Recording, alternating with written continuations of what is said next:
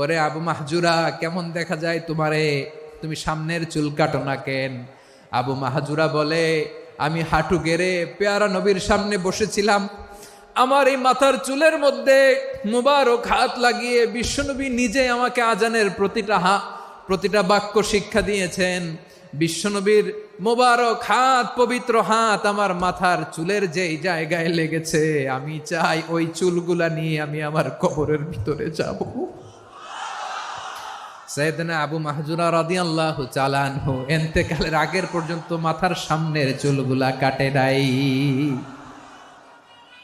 মাথার সামনের চুল তিনি কাটেন নাই। সুবহানাল্লাহ বিহামদি। কেমন ভালোবাসতেন বিশ্বনবী সাহাবীদেরকে, সাহাবারা কেমন ভালোবাসতেন বিশ্বনবীকে। অষ্টম হিজরিতে হুনাইনের যুদ্ধে রাসূল সাল্লাল্লাহু আলাইহি ওয়াসাল্লাম ফিরে আসতেছেন মদিনায়। পথিমধ্যে বেলাল রাদিয়াল্লাহু তাআলা আনহু আজান দিচ্ছেন।